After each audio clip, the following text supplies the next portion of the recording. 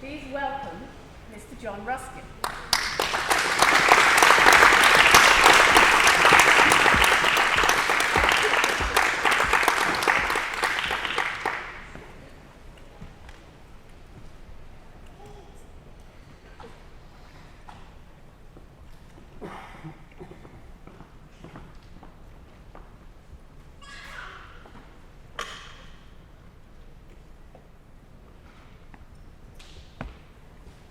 The headings of our subject remaining for your consideration this afternoon are the accumulation and distribution of works of art.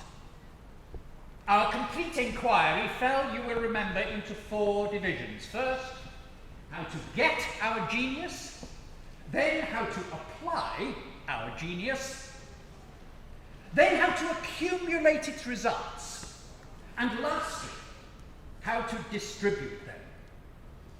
We considered last Monday evening how to discover and apply it. We have to go to examine the modes of its preservation and distribution. And now at the outset, it will be well to face that objection which we touched upon last Monday, namely that perhaps it is not well to have a great deal of good art, and that it should not be made too cheap. Nay, I can imagine some of the more generous among you exclaiming, "We will not trouble you to disprove that objection. It is a selfish and base one. Good art, as well as other good things, ought to be made as cheap as possible, and put, as far as we can, within the reach of everybody." Pardon me, I am not prepared to admit that. I rather side with the selfish objectors, and believe that art ought not to be made cheap. For the amount of pleasure that you can receive from any great work depends wholly on the quantity of attention and energy of mind you can bring to bear upon it. Now, that attention and energy depend much more on the freshness of the thing than you would suppose. If you see things of the same kind and of equal value very frequently, your reverence for them is infallibly diminished. Your powers of attention get gradually wearied, and your interest and enthusiasm worn out. And you cannot, in that state, bring to any given work the energy necessary to enjoy it. If indeed the question were only between enjoying a great many pictures, each a little, or one picture very much, the sum of enjoyment being in each case the same, you might rationally desire to possess rather the larger quantity than the small, both because one work of art always in some sort illustrates another, and because quantity diminishes the chances of destruction. But the question is not merely arithmetical of this kind. Your fragments of broken admirations will not, when they are put together, make up one whole admiration. 2 and 2, in this case, do not make 4, nor anything like 4. Your good picture, your book, or work of art of any kind is always fenced and closed about with difficulty, and few of the things we desire can be had without considerable labour, and at considerable intervals of time also. We cannot generally get our dinner without working for it, and that gives us appetite for it. We cannot get our holiday without waiting for it, and that gives us zest for it. And we ought not to get our picture without paying for it, and that gives us a mind to look at it. Nay, I will even go so far as to say that we ought not to get books too cheaply. No book, I believe, is ever worth half so much to its reader as one that has been coveted for a year at a bookstall and bought out of saved pennies and perhaps a day or two's fasting. That's the way to get at the cream of a book. In my ideal kingdom, when I get it well into order, I assure you no book shall be sold for less than £1 sterling. Only people really poor, who cannot pay the pound, shall be supplied with the books they want for nothing, in a certain limited quantity.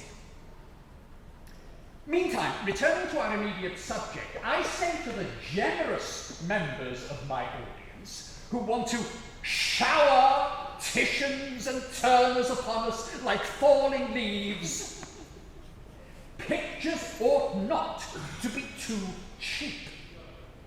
But in much stronger tone, I would say to those who want to keep up the prices of pictorial property that pictures ought not to be too dear. That is to say, not as dear as they are. For as matters at present stand, it is wholly impossible for any man in the ordinary circumstances of English life to possess himself of a piece of great art. A modern drawing of average merit or a first-class engraving may perhaps be purchased out of his savings by a man of narrow income. But a satisfactory example of first-rate art is wholly without his reach. And we are so accustomed to look upon this as the natural course and necessity of things that we never set ourselves in any wise to diminish the evil. And yet it is an evil perfectly capable of diminution. It is an evil precisely similar in kind to that which existed in the Middle Ages respecting good books, and which everybody then, I suppose, thought as natural as we do now our small quantity of good pictures. You could not then study the work of a great historian or a great poet any more than you can now study that of a great painter, but at a heavy cost. If you wanted a book, you had to get it written out for you, or you had to write it out for yourself. But printing came, and the poor man may read his Dante and his Homer, and Dante and Homer are none the worse for that. But it is only in literature that private persons today of moderate fortune can possess and study greatness. They can study at home no greatness in art. And the object of that accumulation, which we are at present aiming at, is to bring great art in some degree within the reach of the multitude, and both in larger and more numerous galleries than we now possess, and by distribution according to its wealth and wish in each man's home, to render the influence of art comparable in extent to that of literature.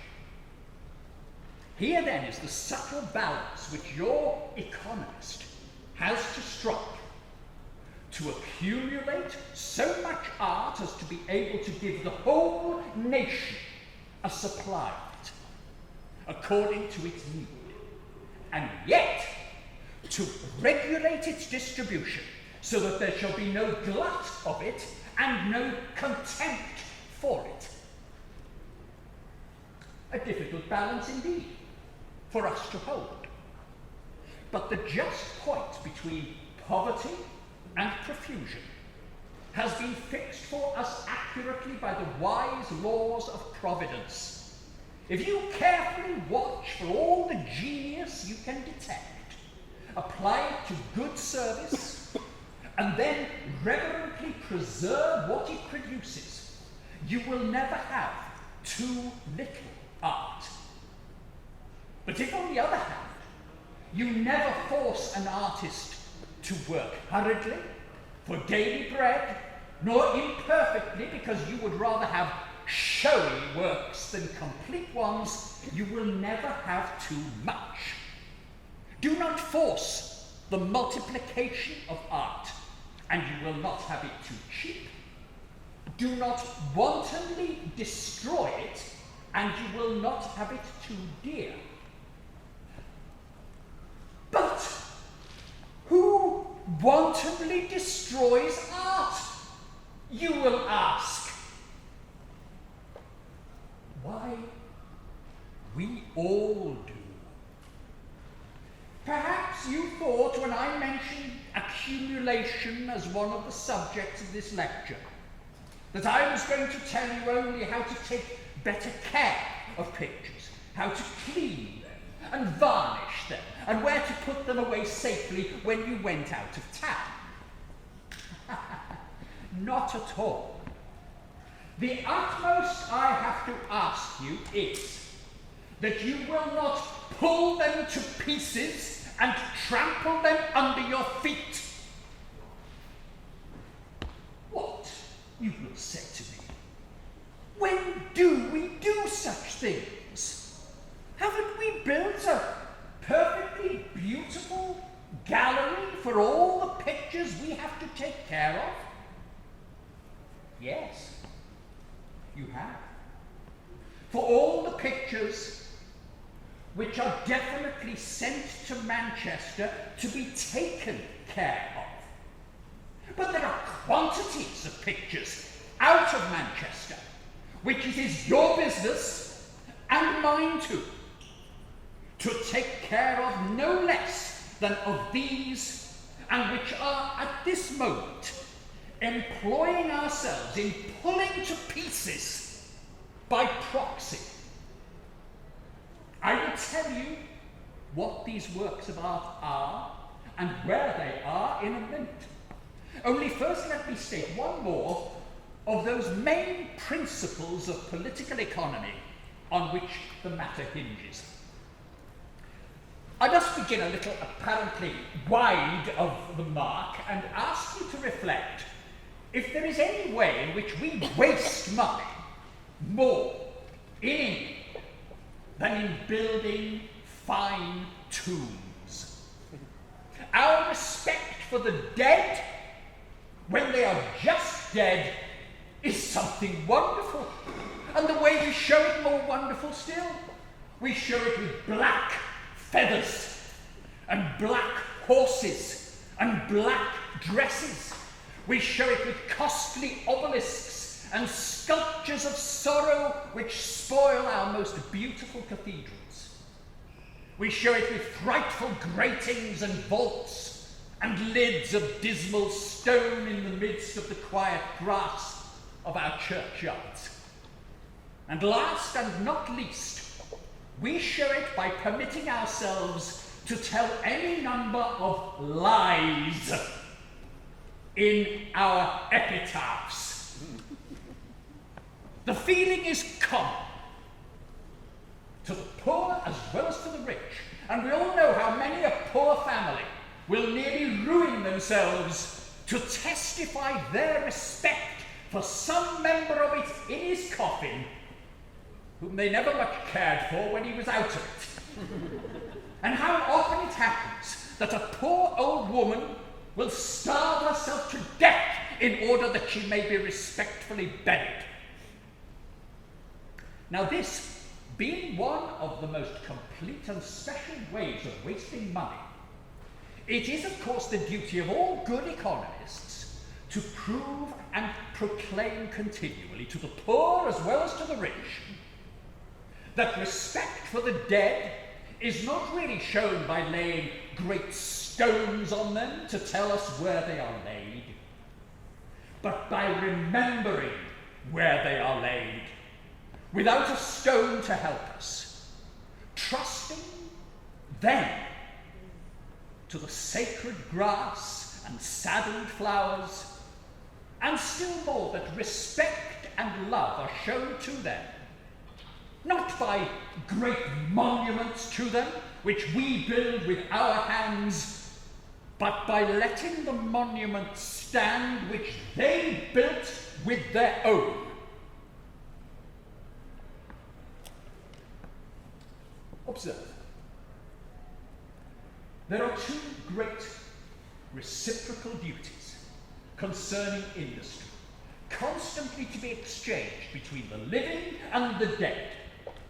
We, as we live and work, are to be always thinking of those who are to come after us, that what we do may be serviceable, as far as we can make it, to them as well as to us. Then, when we die, it is the duty of those who come after us to accept this work of ours with thanks and remembrance, not thrusting it aside or tearing it down the moment they think they have no use for it. And each generation will only be happy or powerful to the pitch that it ought to be in fulfilling these two duties to the past and to the future. Its own work will never be rightly done, even for itself, never good or noble or pleasurable to its own eyes, if it does not prepare it also for the eyes of generations yet to come. And its own possessions will never be enough for it, and its own wisdom never enough for it, unless it avails itself gratefully and tenderly of the treasures and the wisdom bequeathed to it by its ancestors.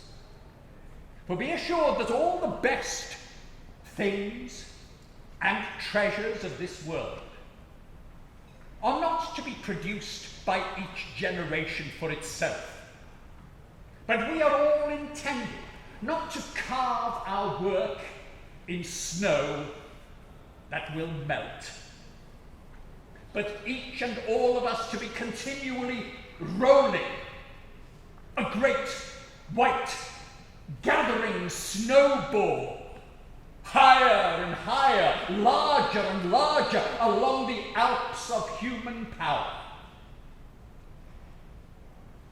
Thus the science of nations is to be accumulated from father to son, each learning a little more and a little more, each receiving all that was known and adding to its own gain. The history and poetry of nations are to be accumulative, each generation treasuring the history and the songs of its ancestors, adding its own history and its own songs. And the art of nations is to be accumulative also, just as science and history are. The work of living men is not superseding, but building itself upon the work of the past. Nearly every great and intellectual race of the world has produced at every period of its career an art with some peculiar and precious character about it, wholly unattainable by any other race and at any other time. And the intention of Providence concerning that art is evidently that it should all grow together into one mighty temple, the rough stones and the smooth, all finding their place and rising day by day in richer and higher pinnacles to heaven.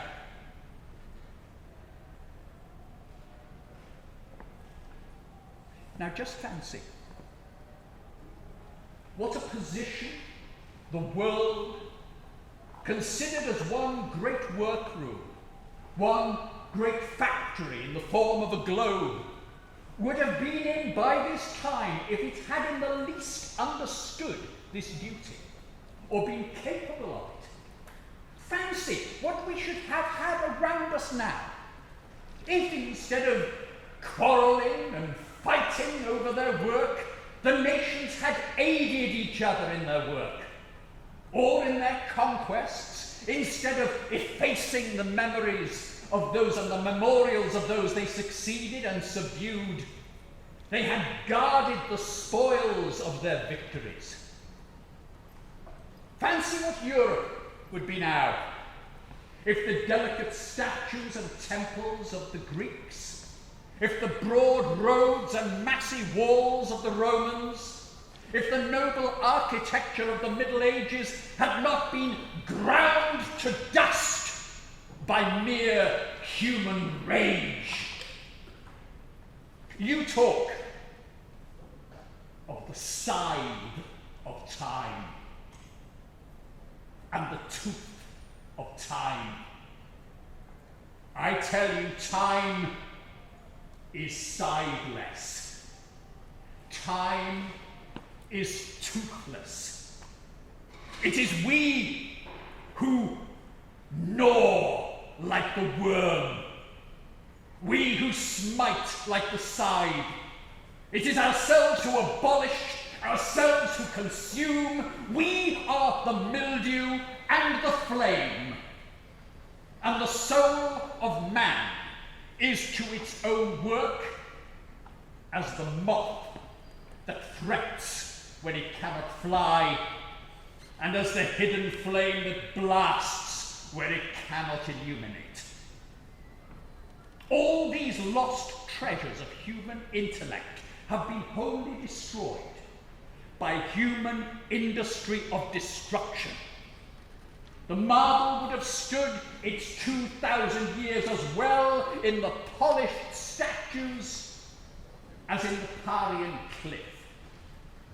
But we men have ground it to powder and mixed it with our own ashes.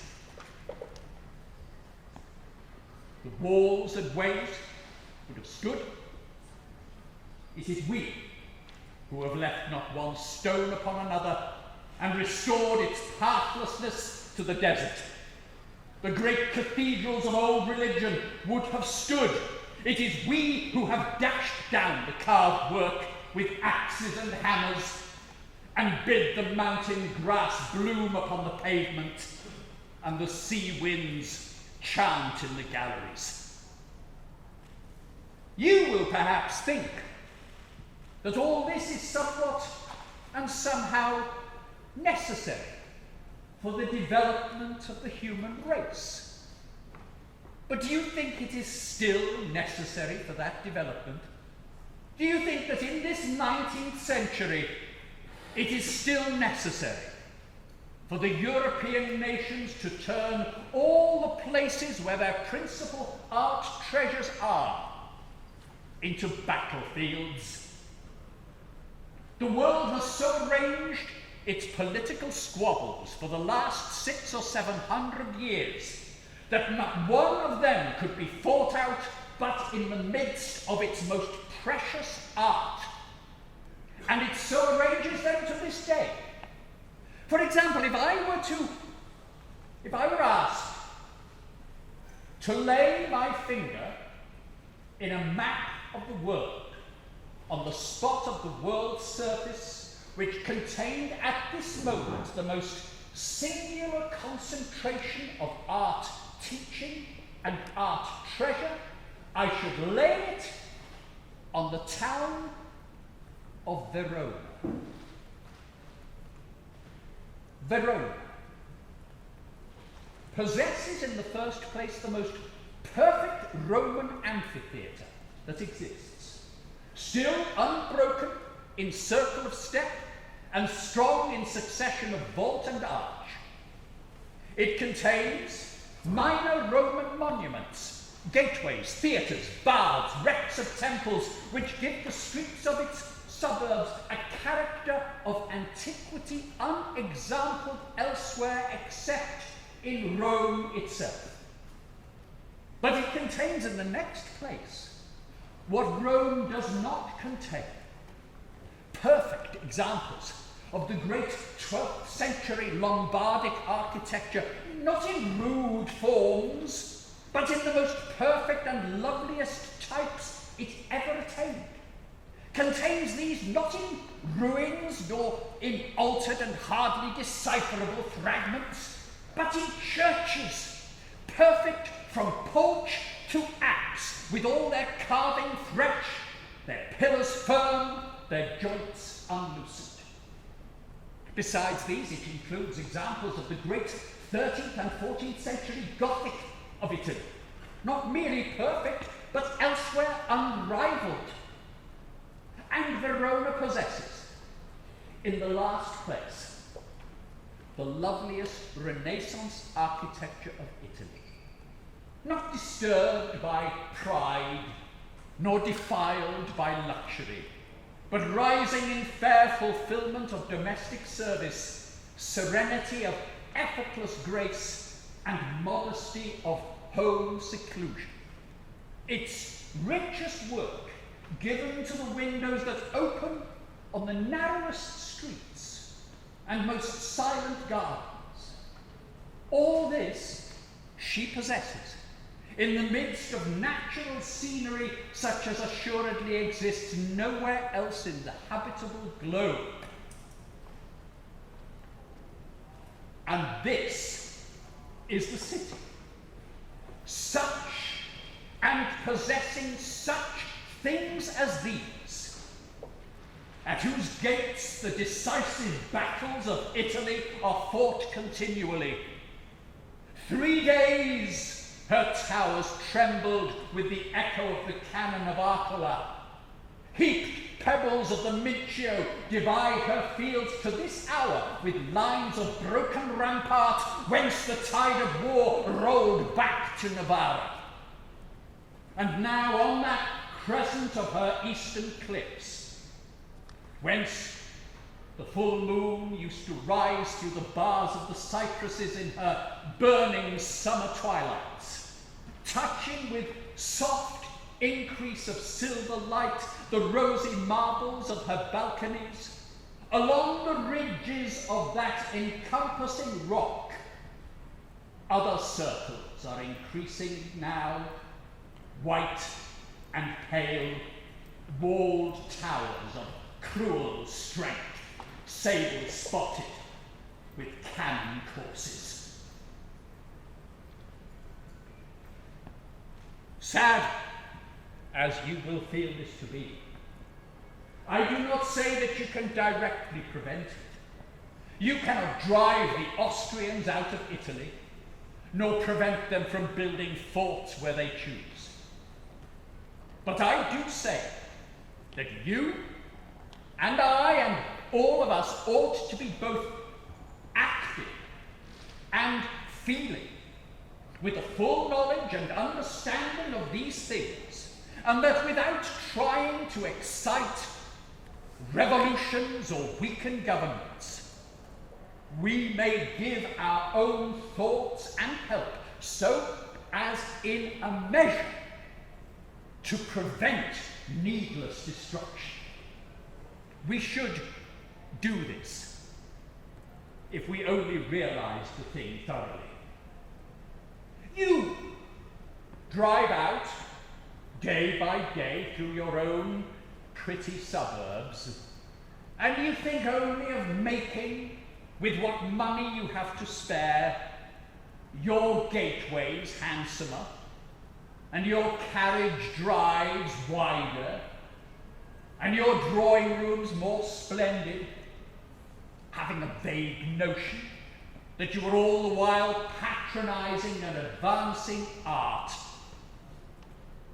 And you make no effort to conceive the fact that within an hour's journey of you there are gateways and drawing rooms which might just as well be yours as these, all built already, gateways built by the greatest masters of sculpture that ever struck marble, drawing rooms painted by Titian and Veronese. And you won't accept nor save these as they are, but you will rather fetch the house painter from over the way and let the Titian and Veronese house the rats.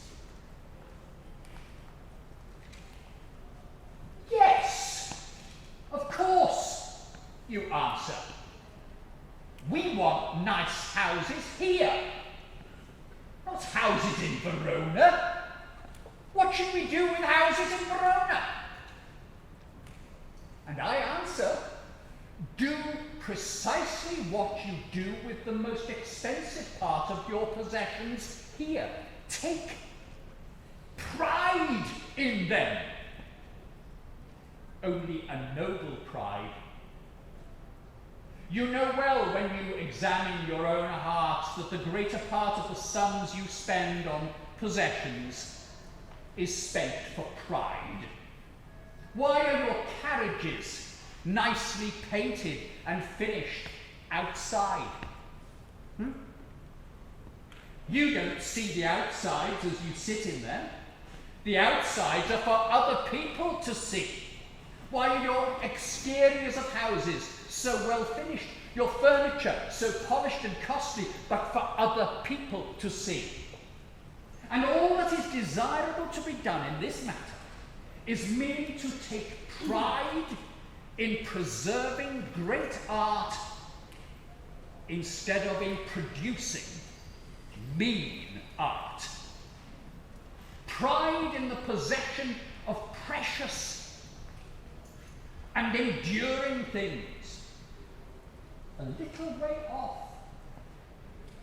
instead of slight and perishing things near at hand. Believe me, it would be a prouder thing to send people to travel in Italy who would have to say every now and then of some fair piece of art, "Ah, this was kept here for us by the good people of Manchester," than to bring them travelling all the way here, exclaiming of your various treasures, "These were brought here for us, not altogether without harm, by the good people of Manchester." Ah, but, you say, the Art Treasures exhibition will pay. But palaces in Verona won't.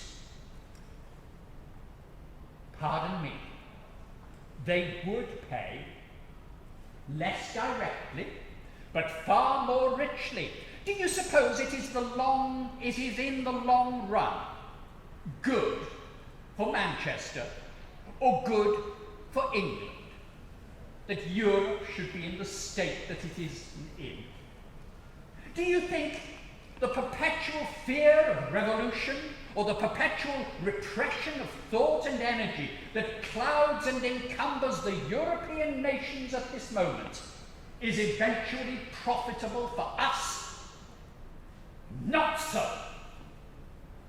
But every stake that you could hold in the stability of Europe, and every effort that you could make to give example of English habits and principles in Europe, and every kind desire that you could do in relieving distress and preventing despair in Europe, would have tenfold reaction on the prosperity of England, and open and urge in 1,000 unforeseen directions the sluices of commerce and the springs of industry.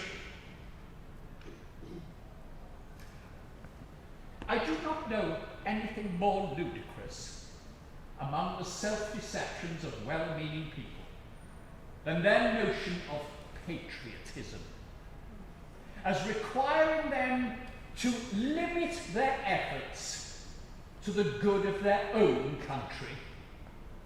The notion that charity is a geographical virtue and that what it is holy and righteous to do for people on one bank of a river, it is quite improper and unnatural to do for people on the other.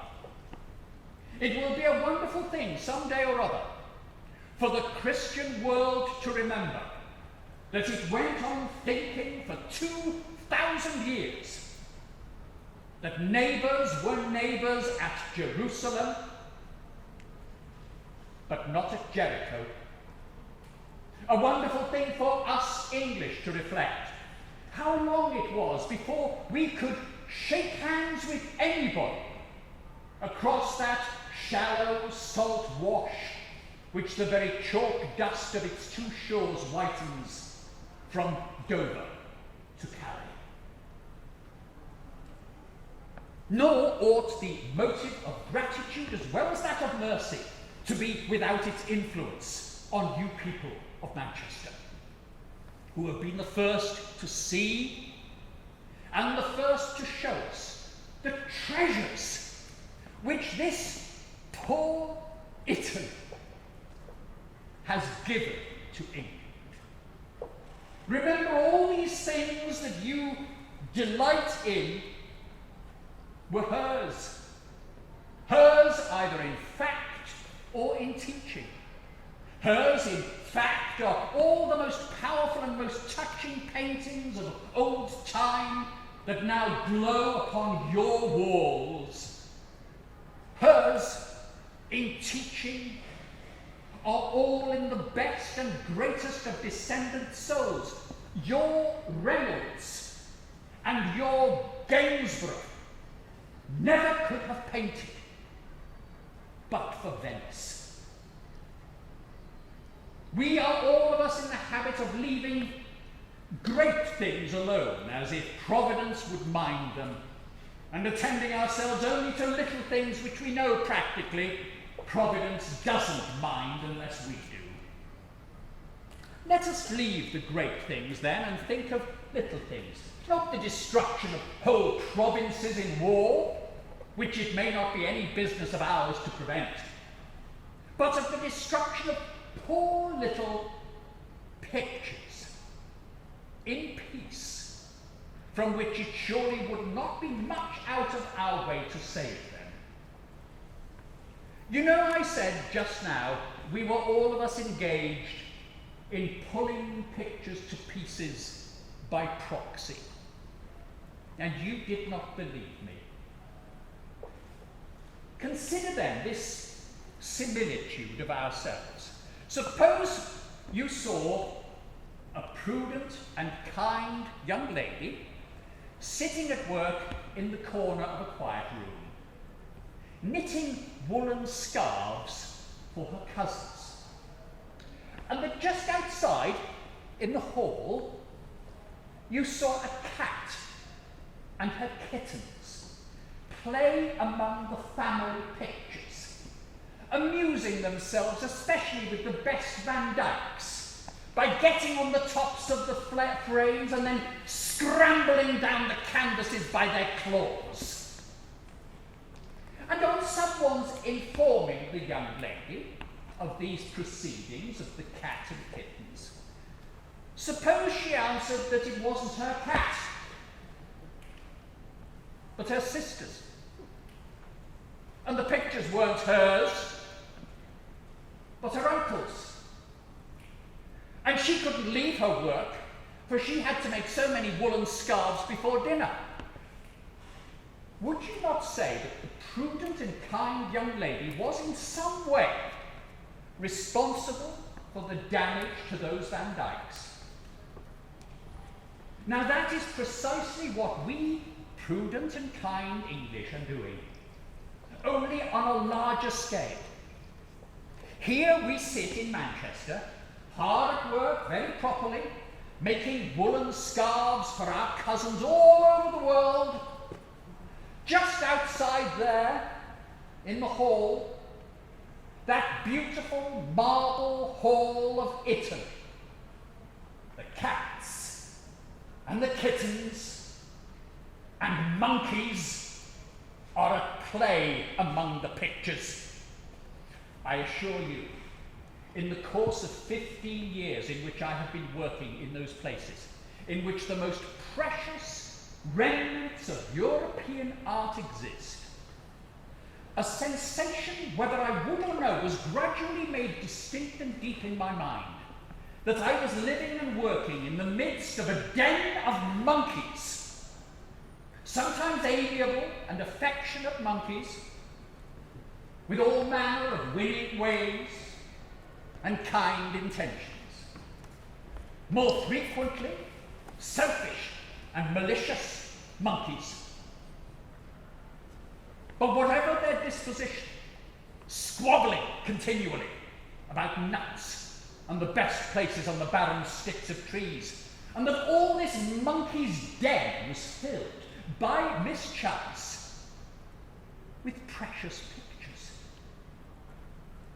And the witty and willful beasts were always wrapping themselves up and going to sleep in pictures, or tearing holes in them to grin through, or tasting them and spitting them out again, or twisting them into ropes and making swings of them. And that sometimes, only by watching one's opportunity and bearing a scratch or a bite, one could rescue the corner of a Tintoretto or a Veronese and push it through the bars into a place of safety. Literally, I assure you, this was and this is the fixed impression on my mind of the state of matters in Italy. The Italian professors of art, having long followed a method of study peculiar to themselves, have at last arrived at a form of art peculiar to themselves. A form of art very different from that which was arrived at by Correggio and Titian. Naturally, the Italian professors like their own form best, and as the old pictures are generally not so startling to the eye as the modern ones, the dukes and counts who own them, and who like to see their galleries look new and fine, and are persuaded also that a celebrated masterpiece ought always to catch the eye at a quarter of a mile off, believe the professors who tell them their sober pictures are quite faded and good for nothing, and should all be brought bright again, and accordingly give the sober pictures to the professors to be put right. To be put right by the rules of art. Then the professors repaint the old pictures in all the principal places, leaving perhaps only a bit of background to set off their own work. Then the picture dealers, who live by the pictures, cannot sell them to the English in their old and pure state. All the good work must be covered with new paint and varnished before it is saleable. Then every now and then, at some old stable or wine cellar or timber shed, behind some forgotten vats or faggots, somebody finds a fresco of Giotto's, but doesn't think much of it, and has no idea of having people coming into his cellar or being obliged to move his faggots. And so he whitewashes the fresco and puts the faggots back again. Now all this might soon be put an end to if we English, who are so fond of travelling in the body, could also travel a little in the soul. Here in England, we are making enormous and expensive efforts to produce new art of all kinds, knowing and confessing all the while that the greater part of it is bad, but struggling still to provide and produce new patterns of wallpapers and new shapes of teapots and new pictures and statues and architecture, all the while taking no thought whatever of the best possible pictures and statues and wall patterns already in existence, which require nothing to be taken common care of, but kept from damp and dust. But we let the walls fall that Giotto patterned, and the canvases rot that Tintoretto painted, while we are furnishing our drawing rooms with prize upholstery. Don't think I use my words vaguely or generally. I speak of literal facts. Giotto's frescoes at Assisi are perishing at this moment for want of decent care. Tintoretto's pictures in San Sebastian at Venice are at this instant rotting piecemeal into grey rags. There's hardly a day passes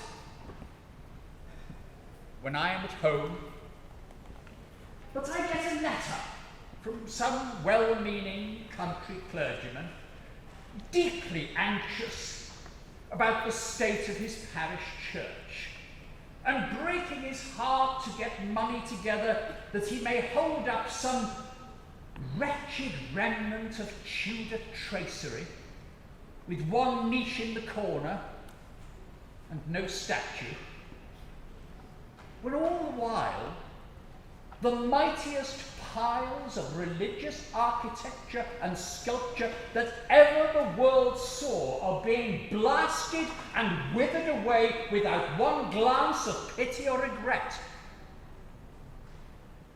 The country clergyman does not care for them. He has a seasick imagination that cannot cross the channel. What is it to him if the angels of Assisi fade from its vaults, or the queens and kings of Chartres fall from their pedestals? They are not in his parish. What? You will say, are we not to produce any new art, nor take care of our parish churches? No, certainly not, until you have taken proper care of the art you have got already, and of the best churches out of your parish. Your first and proper standing is not as church wardens and parish overseers in an English county, but as members of the great Christian community of Europe. The very fact that we despise the great art of the past shows that we cannot produce great art now. If we could do it, we should love it when we saw it done. If we really cared for it, we should recognize it and keep it, but we don't care for it. It is not art that we want. It is amusement, gratification of pride, present gain, anything in the world but art. Let it rot. We should always have enough to talk about and hang over our sideboards. You will ask me, what is the outcome of all this, practicable tomorrow morning by us who are sitting here? These are the main practical outcomes of it. In the first place, don't grumble when you hear of a picture being bought by government at a large price. There are many pictures in Europe now in danger of destruction which are, in the true sense of the word, priceless. The proper price is simply that which it is necessary to give to get them and save them. If you can get them for £50, do. If not for less than 100, do. If not for less than 5,000, do. If not for less than 20,000, do. Never grumble. But be glad when you hear of a picture being bought at a large price. In the long run, the dearest pictures are always the best bargains. And I repeat, there are some pictures which are without price. You should stand nationally at the edge of the Dover cliffs and wave blank cheques in the eyes of the nations on the other side of the sea, freely offered for such and such canvases of theirs. Never buy copies of great pictures for your private possession, which pretend to give a facsimile of the original. Whenever you do so, you are only lowering your taste and wasting your money. And if you are generous and wise, you will be rather ready to subscribe as much as you would have given for a copy of a great picture towards the purchase of the original, or the purchase of some other by the nation. There ought to be a great national society instituted for the purchase of pictures, presenting them to the various galleries in our great cities and watching there over their sale. And now, lastly, we come to the question of the wise distribution of the art we have gathered and preserved. It must be evident to us at a moment's thought that the way in which works of art are, on the whole, most useful to the nation to which they belong must be by their collection in public galleries. But there is one disadvantage attached necessarily to gallery exhibition, namely the extent of mischief which may be done by one foolish curator. As long as the pictures which form the national wealth are disposed in private collections, the chance is always that the people who buy them will be just the people who are fond of them, and that the sense of exchangeable value in the commodity they possess will induce them, even if they do not esteem it themselves, to take such care of it as will preserve its value undiminished. But when they are once collected in a large public gallery, if the appointment of curator is so lucrative as to be disputed by place hunters, let but one foolish or careless person get possession of it, and perhaps you may have all your fine pictures repainted and the national property destroyed in a month. That is actually the case at this moment in several great foreign galleries. They are the places of execution of pictures. Over their doors you only want the inscription, "Abandon hope, all ye who enter here."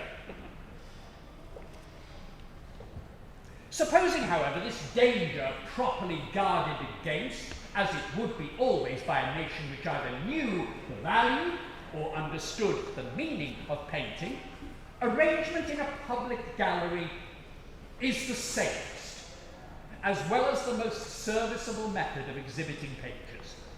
And it is only the mode in which their historical value can be brought out and their historical meaning made clear. But great good is also to be done by encouraging the private possession of pictures. partly as a means of study, much more being always discovered in any work of art by a person who has it perpetually near him than by one who only sees it from time to time. And also as a means of refining the habits and touching the hearts of the masses of the nation in their domestic life.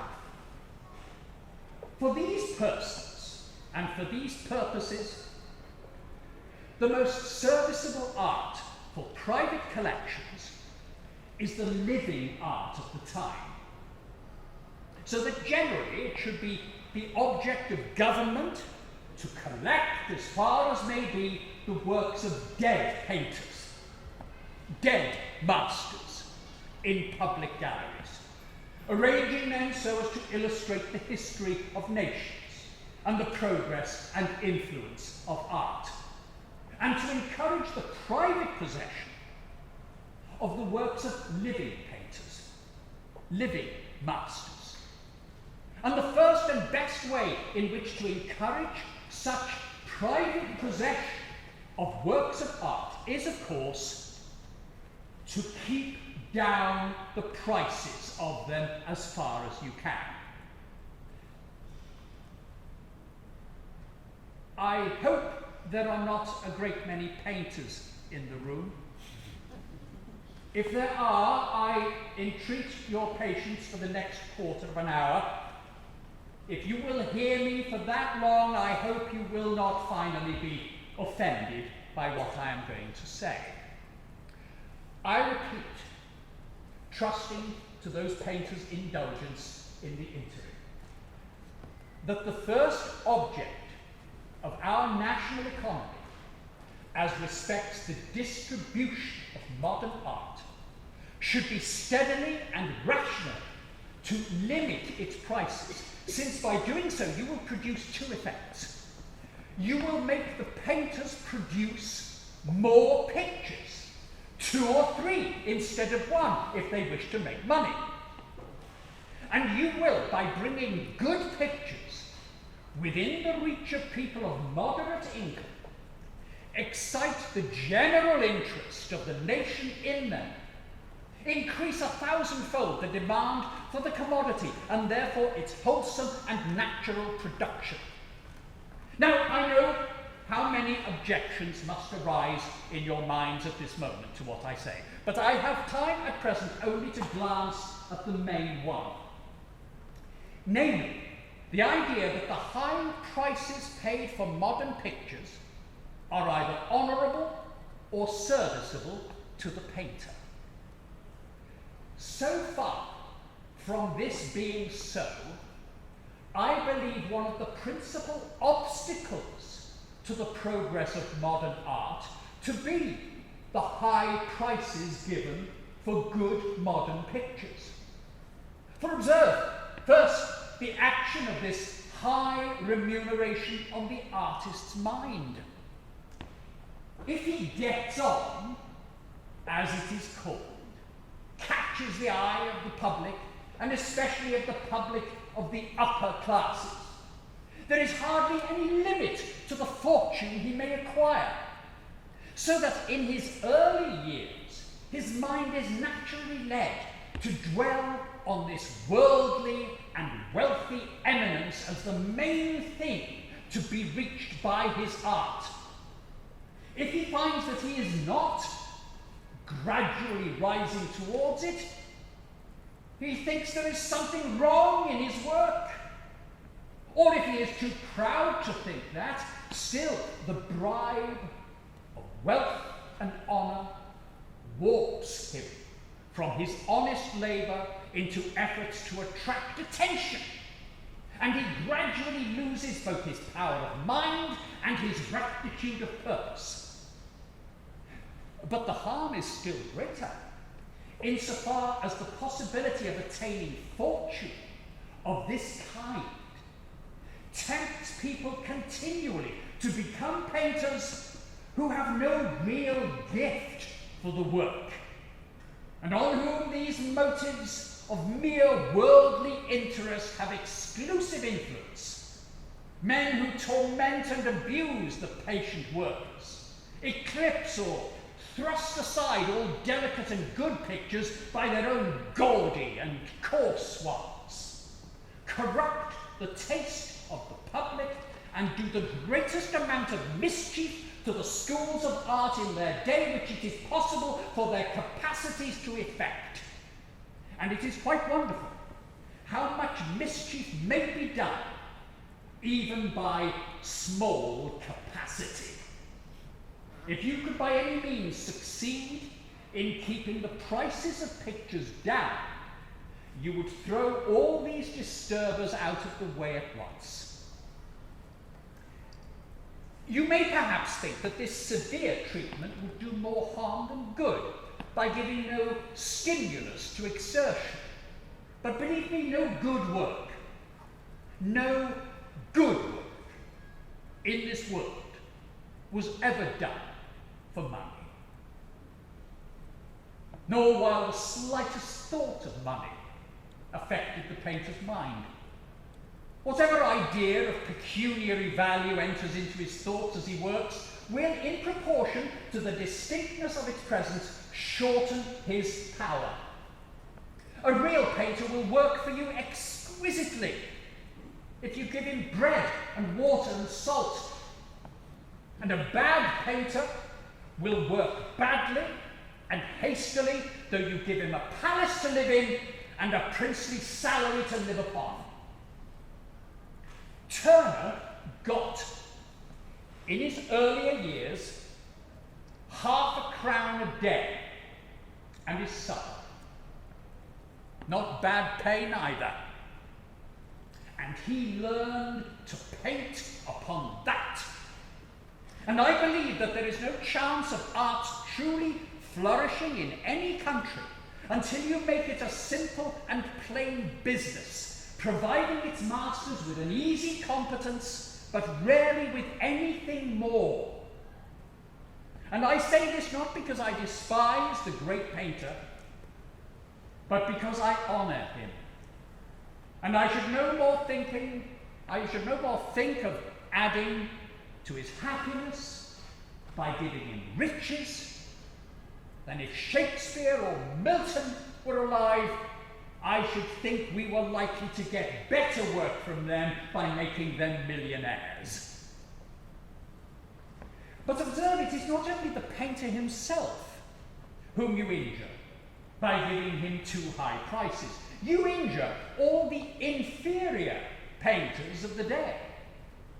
If they are modest, they will be discouraged and depressed by the feeling that their doings are worth so little, comparatively, in your eyes.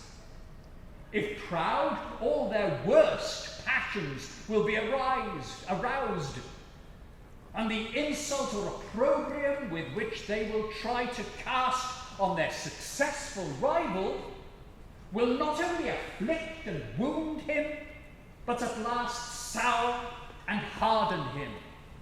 He cannot pass through such a trial without grievous harm.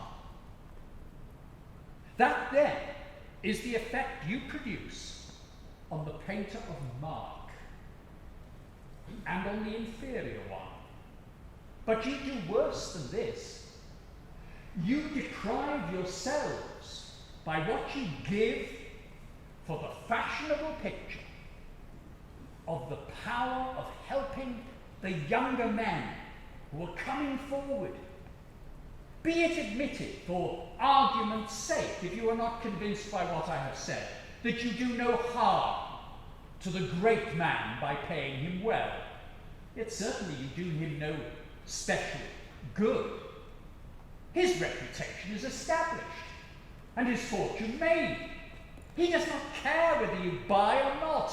He thinks he is rather doing you a favour than otherwise by letting you have one of his pictures at all. All the good you do him is to help him to buy a new pair of carriage horses. Whereas with that same sum, which thus you cast away, you might have relieved the hearts and preserved the health of 20 young painters. And if among those 20, you but chanced on one in whom a true latent power had been hindered by his poverty, just consider what a far branching, far embracing good you have wrought with that lucky expenditure of yours. I say, consider it in vain. You cannot consider it, for you cannot conceive the sickness of heart with which a young painter of deep feeling toils through his first obscurity. His sense of the strong voice within him, which you will not hear.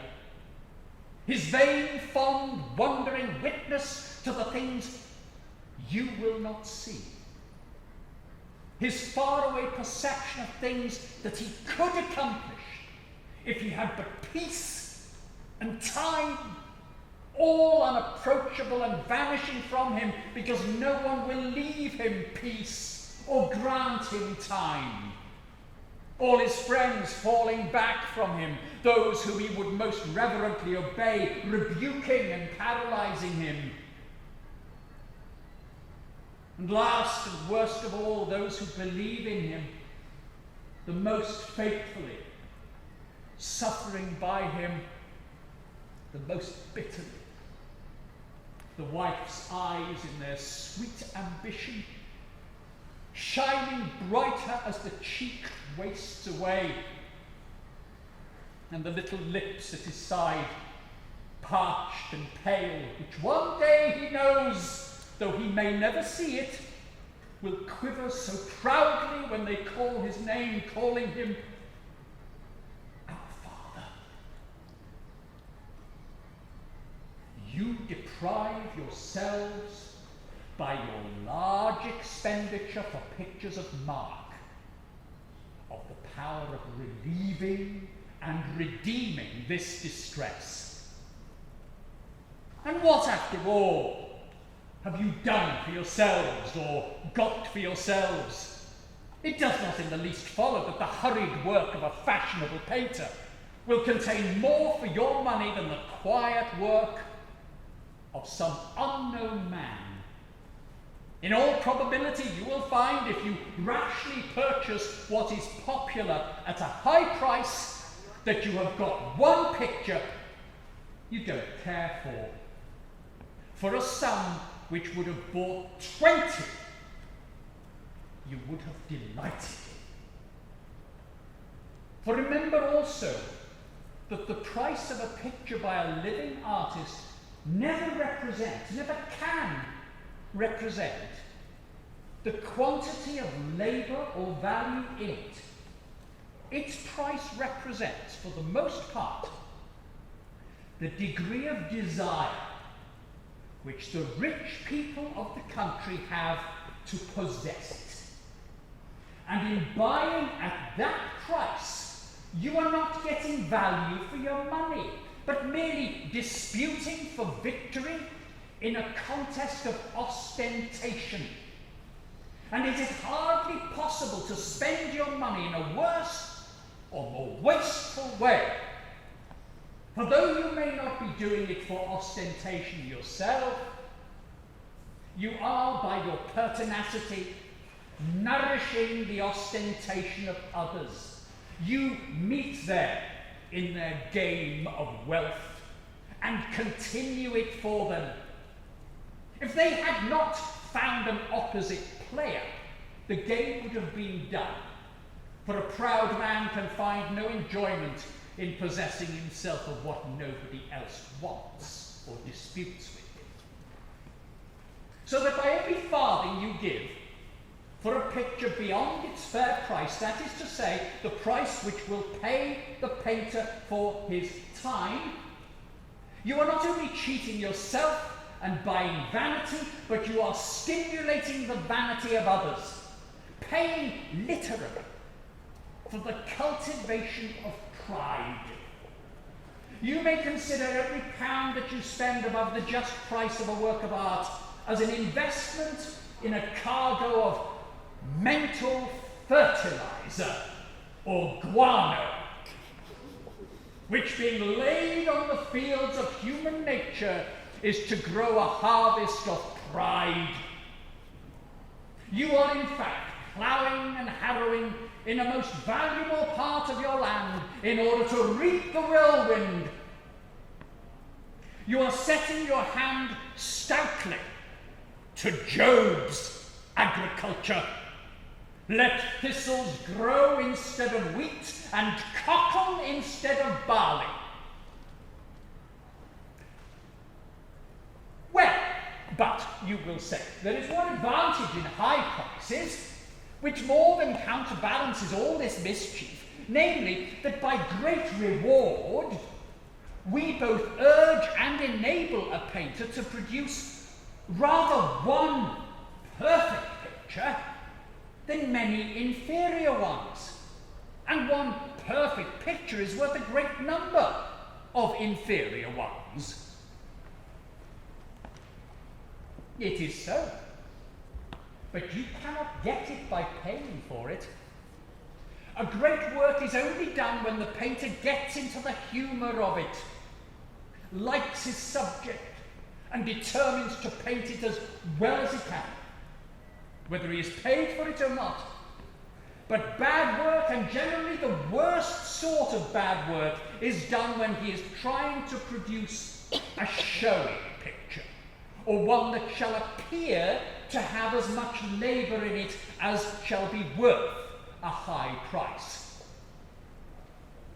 There is, however, another point, and a still more important one, bearing on this matter of purchase, than the keeping down of prices to a rational standard. And that is that you should pay your prices into the hands of living men, and do not pour it into coffins. For observe that as we arrange our payment of pictures at present, no artist's work is worth half its proper value while he is still alive. The moment he dies, his pictures, if they are good, reach double their former value. But that rise of price represents simply a profit made by the intelligent dealer. So that the real facts of the matter are that the British public, spending a certain sum annually on art, determines that of every 1,000 it pays, only 500 shall go to the painter, or shall be at all concerned in the production of art, and that the other 500 shall be paid merely as commission to the intelligent dealer who knew what to buy. Now, commissions are very proper things within due limits, but commission to the amount of 100% of the total expenditure is not good political economy. Do not, therefore, in general, unless you see it to be necessary for its preservation, buy the picture of a dead artist. If you fear that it may be exposed to contempt or neglect, buy it. Its price will then probably not be so high. If you want to put it into a public gallery, buy it. You are sure then that at least your money is spent unselfishly. Or if you loved the man's work while he was alive and bought it then, buy it also now, if you can see no living work equal to it. But if you did not buy it while the man was living, never buy it after he is dead. You are then doing no good to him, and you are doing some shame to yourself.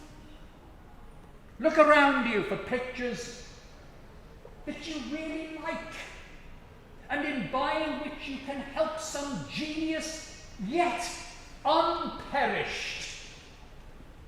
That is the best atonement you can make to the one you have neglected, and give to the living and struggling painter at once wages and a testimonial to his worth. I have detained you too long already, and cannot permit myself to trespass further on your patience, except only to recapitulate, in closing, the simple principles respecting wealth which we have gathered during the course of our inquiry. Principles which are nothing more than the literal and practical acceptance of the lesson, which is in all good men's minds, that they are stewards or ministers of whatever talents are entrusted to them. Only is it not a strange thing that whilst we more or less accept the meaning of that lesson, so long as it is considered metaphorical, we never accept its meaning in its own terms. You know, the lesson is given in the form of a parable about money. Money was given to the servants to make use of. The unprofitable servant dug in the earth and hid his lord's money.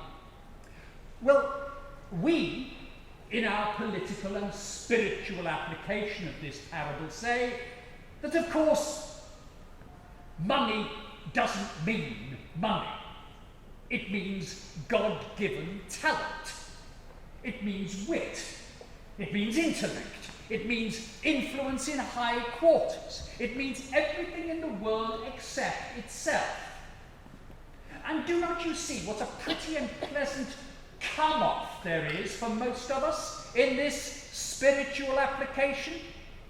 Of course, if we had wit, we would use it for the good of our fellow creatures, but we haven't any wit. Of course, if we had influence with the bishops, we would use it for the good of the church, but we haven't any influence with the bishops. Of course, if we had political power, we would use it for the good of the nation, but we haven't any political power. We have a little money, but the parable can't possibly mean anything so vulgar as money. Our money is our own. I believe if you think seriously of this matter, you will agree that the story does very specially mean what it says: plain money. And that the reason we don't at once believe it does so is a sort of tacit idea that while thought, wit, and intellect, and all power of birth and position are indeed given to us, our wealth has not been given to us. We have worked for it and have a right to spend it as we choose. Beauty, we say, is given by God. It is a talent. Strength is given by God. It is a talent. Position is given by God. It is a talent. But money is proper wages for our day's work. It is not a talent. It is a due. We may justly spend it on ourselves if we have worked for it.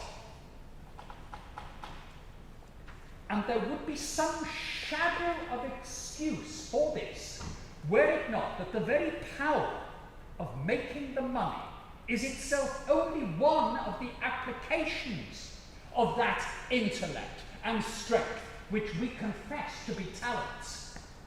Why is one man richer than another? Because he is more industrious, more persevering, and more sagacious. Well, who made him more persevering or more sagacious than others? That power of endurance, that quickness of apprehension, that calmness of judgment which enable him to seize the opportunities that others lose and persist in the lines of conduct in which others fail, are these not talents? Are they not, in the present state of the world, among the most distinguished and influential of mental gifts? And is it not wonderful that while we should be utterly ashamed to use a superiority of body in order to thrust our weaker companions aside from some place of advantage, we unhesitatingly use our superiorities of mind to thrust them back from whatever good that strength of mind can attain. You would be indignant if you saw a strong man walk into this lecture room and, calmly choosing the best place, take his feeble neighbour by the shoulder, turn him out of it into the back seat or into the street. You would be equally indignant if you saw a stout fellow thrust himself up to a table where some hungry children were being fed and reach his arm over their heads and take their bread from them. But you are not in the least indignant when a man has stoutness of thought and swiftness of capacity, and instead of being long-armed only, has the much greater gift of being long-headed. You think it is perfectly just that one should use his intellect to take the bread out of the mouths of all the other men in the town who are of the same trade with him, or use his breadth and sweep of sight to gather some branch of commerce of the country and gather it into one great cobweb, of which he is himself to be the central spider, making every thread vibrate with the points of his claws and commanding every avenue with the facets of his eyes.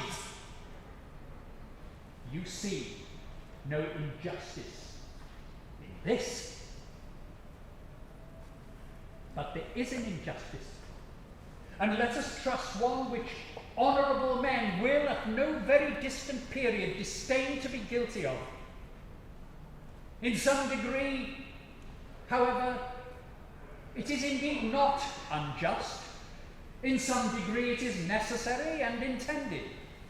It is assuredly just that idleness should be surpassed by energy, that the widest influence should be possessed by those who are best able to wield it, and that a wise man at the end of his career should be better off than a fool.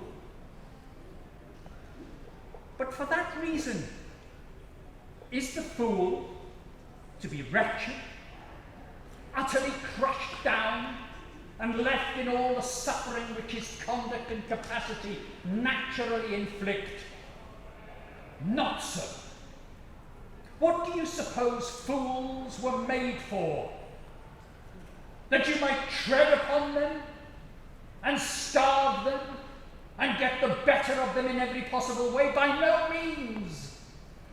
They were made that wise men and wise people might take care of them. That is the true and plain fact concerning the relations of every strong and wise man to the world about him. He has his strength given him, not that he may crush the weak, but that he may support and guide them.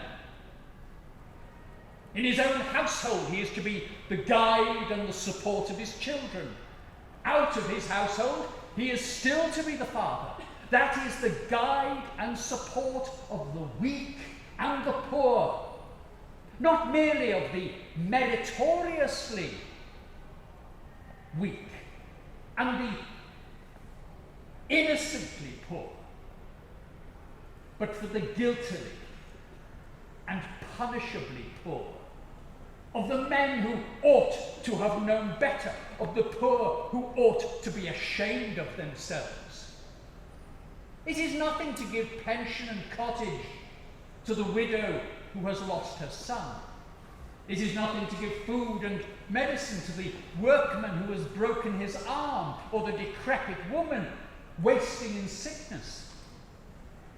But it is something to use your time and strength to war with the waywardness and thoughtlessness of mankind, to keep the erring workman in your service till you have made him an unerring one, and to direct your fellow merchant to the opportunity which his dullness would have lost for him. This is much, but it is yet more when you have fully achieved the superiority which is due to you, and acquired the wealth which is the fitting reward of your wisdom, if you solemnly accept the responsibility of it. For you, who have it in your hands, are in reality the pilots of power and effort of the state. For you who have it in your hands are in reality the pilots of the power and effort of the state. It is entrusted to you as an authority to be used for good or evil. You may stretch out your sceptre over the heads of the English labourers and say to them, subdue this obstacle that has baffled our fathers, put away this plague that consumes our children, water these dry places, plough these wastelands, carry this food to those who are in danger, carry this life to those who are in death. Or on the other hand, you may say to the labourers, here am I, this power is in my hand. Come, build a mound here for me to be throned upon, high and wide. Come, make crowns for my head, that men may see them shine from far away. Come, weave tapestries for my feet, that I may tread softly on the silk and purple. Come, dance for me, that I may be gay, and sing sweetly to me, that I may slumber. So shall I live in joy and die in honour. And better than such an honourable death it were, that the day had perished wherein we were born, and the night in which it was said there is a child conceived.